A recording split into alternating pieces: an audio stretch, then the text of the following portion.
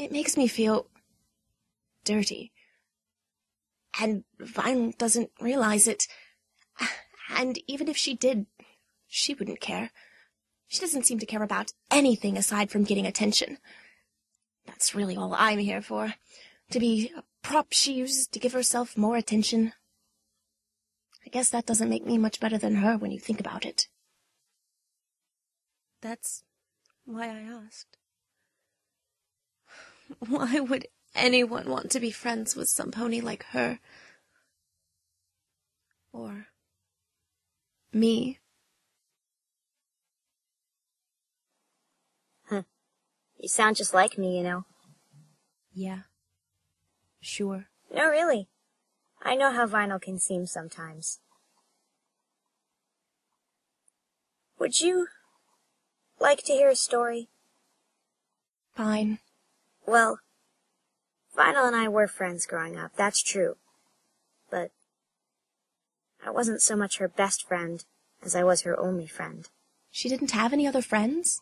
Pretty much every pony thought she was obnoxious, or loud, or annoying. Yeah, not sure where they'd get that idea. So pretty much every pony ignored her. Vinyl hated that, probably why she talks so loud all the time, so everyone has to pay attention.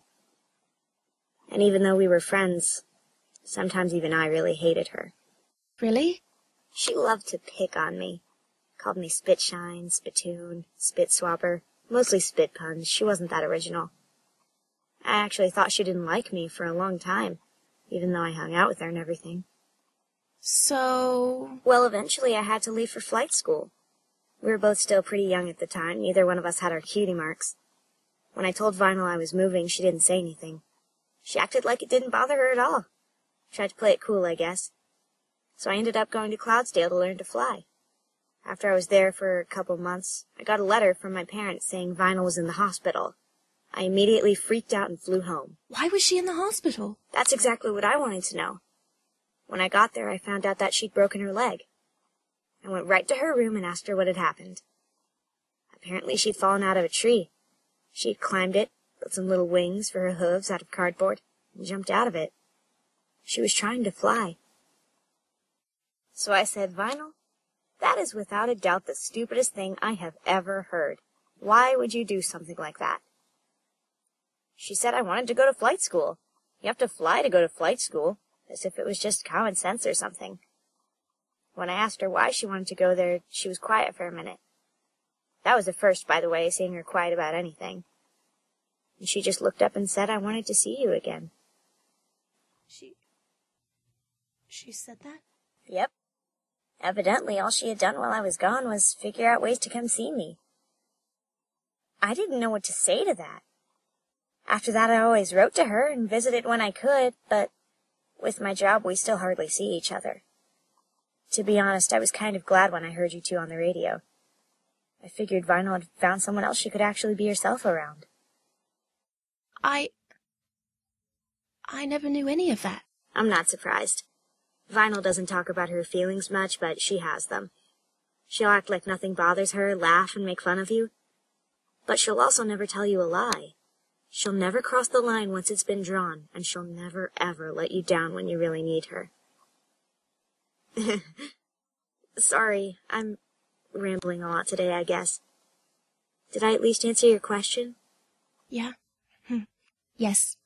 I think it does. All right, I'm back. Sorry, it took me a few minutes to find this. A camera?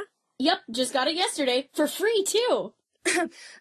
Well, I guess we should go back on the air. Where's that button? Oh, you're already on the air. Huh? Wait, how did you... What's the camera for? To take a picture. Duh. Just have to set it up. Right here. There we go. Get up here, Spitfire. What's this for? This is the best episode ever, so I always want to remember it with a picture of my best friends. Hey. What? Well, get up here. We're friends, right? Yeah. Yes. Of course we are. Let me just get her, too. All right, now everybody smile! Awesome! Well, I suppose it's time for me to get going. We should do this again, though. The studio door is always open for you. That's good to know. Bye, Scratch.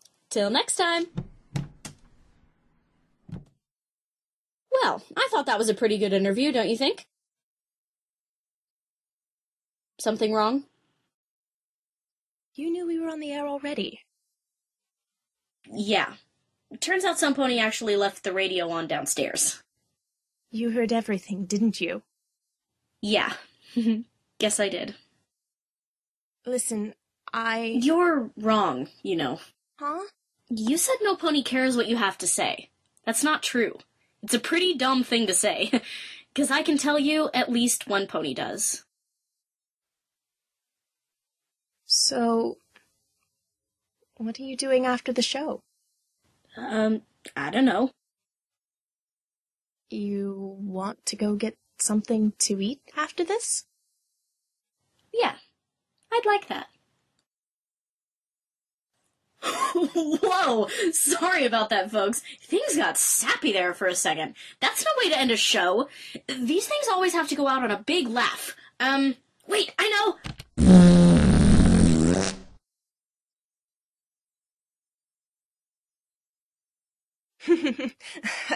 Way to kill the mood there, Vinyl. It's what I do best. And that's our show. See you next time, folks.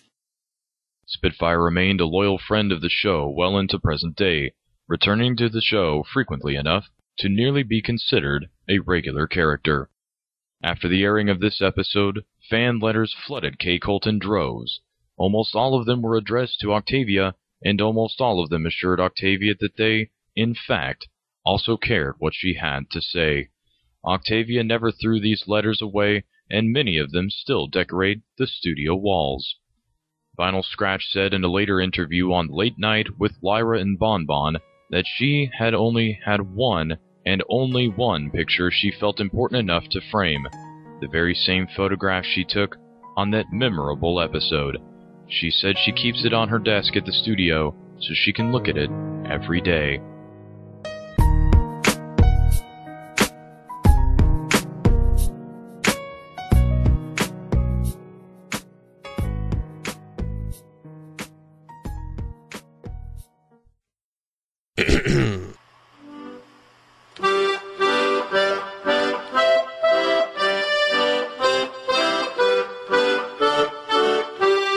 In the second episode of the Vinyl Scratch tapes, the master recording, Hannah Kay played Vinyl Scratch, Wolfie played Octavia, the robot Butterfly played Spitfire of the Wonderbolts, and narration was given by DJ Shamrock.